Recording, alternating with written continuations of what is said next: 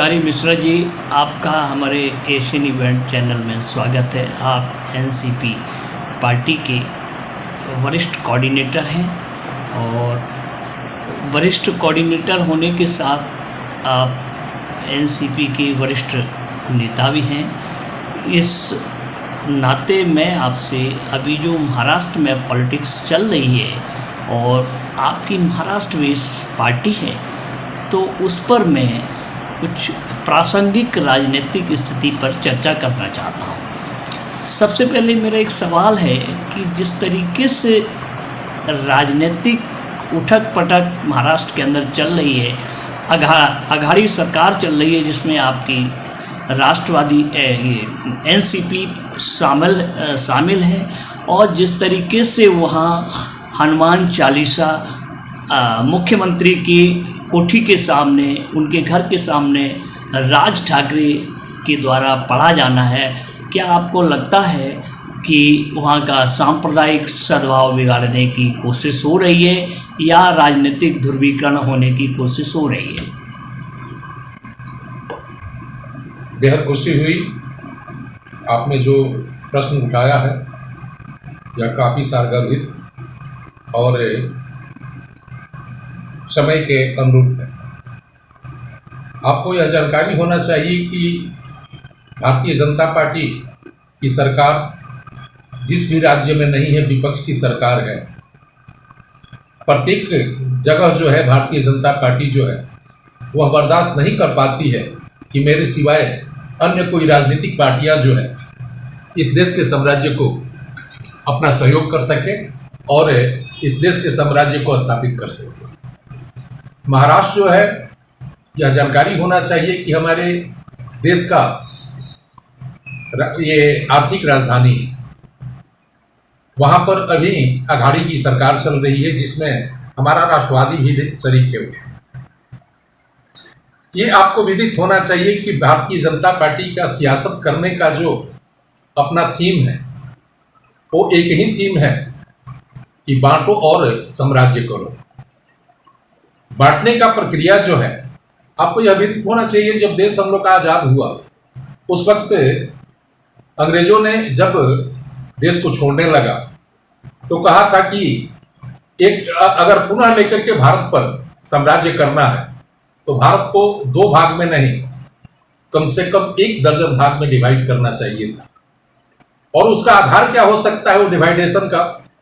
तो उसमें क्षेत्र था, भाषा था, जात थी, संप्रदाय थी और धर्म था।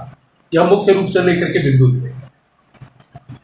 सियासत के लिए धर्म जो है यह हमेशा जो है अभिशाप रहा है।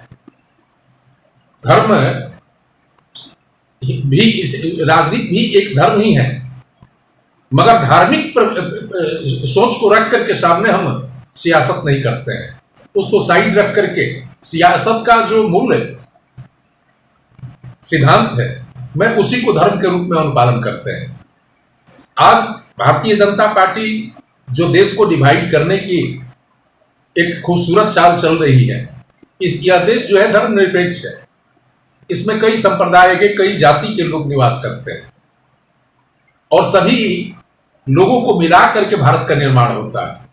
एक को रख करके भारत का निर्माण नहीं होता है। पूरे विश्व में आप देखें, हिंदू शब्द जो है मात्र एक ही कंट्री में है, उसका नाम नेपाल है।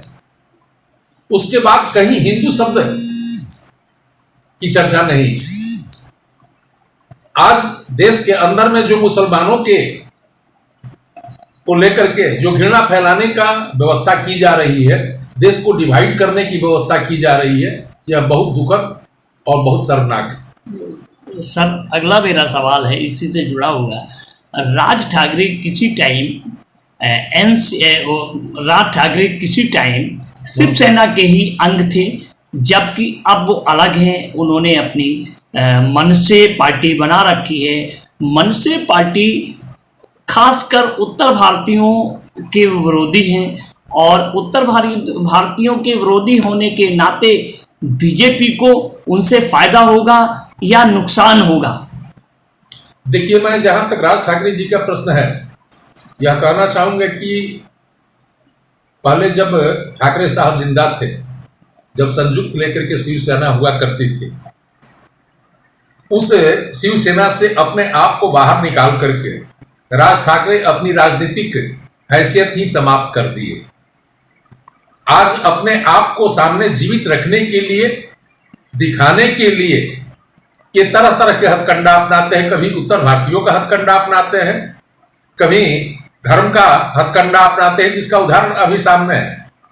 यह कौन सा धर्म है कि हम प्रशासन को डिस्टर्ब करने के लिए मुख्यमंत्री के घर में जाकर के, प्रधानमंत्री के घर में जाकर के यह धार्मिक स्थिति उत्पन्न करें? इससे तो कई तरह की घृणाएं उत्पन्न होती है। अच्छा, जहां तक स्पीकर का प्रश्न लेकर के ठाकरे साहब सामने जो आए हैं, इनको यह विदित होना चाहिए कि वो अगर मस्जिद पर लेकर के स्पीकर बजाता है अरदास के लिए, हमारे हिंदू सनातन में तो कोई ऐसा कार्यक्रम ही नहीं होता है जिसमें लाउड स्पीकर नहीं बजता है। तो अगर हम वो मुस्लिम समुदाय का स्पीकर को अगर बंद करते हैं, तो क्या मैं अपना स्पीकर बंद करने के लिए तैयार हूं? क्या राज ठाकरे साहब बता सकते हैं कि हिंदू जो है वो कभी स्पीकर का उपयोग न करे?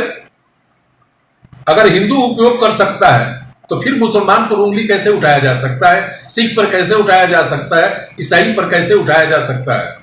इस देश पर सभी का अधिकार बराबर है। हम ये कहें कि हम बड़े हैं, ये छोटे हैं, इससे परिवार और समाज का निर्माण नहीं होता है। सर, अगला सवाल एक और है, इसी से जुड़ा हुआ है। आज एक बयान आया है, मिस्टर ब्रजभूषण शरण सिंह गोंडा से सांसद हैं और कुश्ती संघ के अध्यक्ष भी हैं।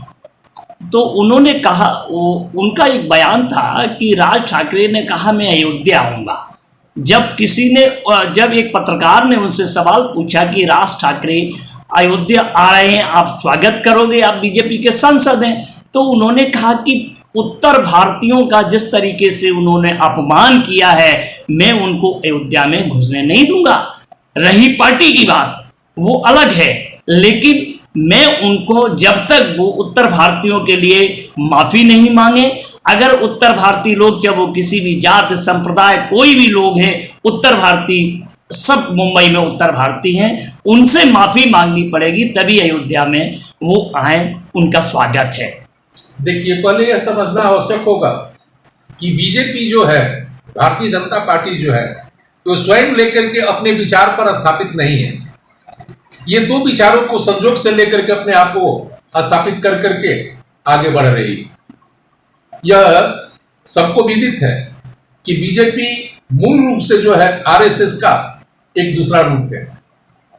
आरएसएस जहां पर है, वहां पर लेकर के इस तरह का घृणा, दूरी, तनाव हर जगह उपस्थित है। जो बीजेपी के सिद्धांत को मानने वाले लोग हैं, इस सिद्धांत से कभी अपने आप को नहीं जोड़ पाते हैं, दिक्कत होती है।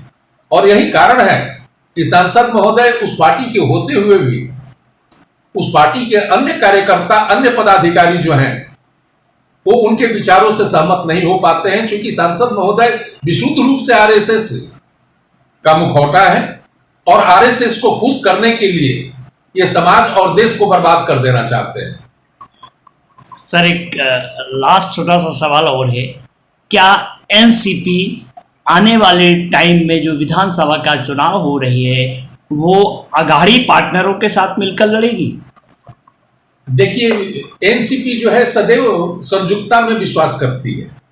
सिर्फ हम महाराष्ट्र में ही नहीं, अभी भी हम उत्तर प्रदेश में चुनाव लड़े तो अलायंस में ही हम चुनाव लड़े, बिहार में भी पहले चुनाव लड़े हैं, अलायंस में चुनाव लड़े हैं, महाराष्ट्र में चुनाव लड़े हैं, अलायंस में चुनाव लड़े हैं, सेपरेट भी लड़े हैं महाराष्ट्र में हम।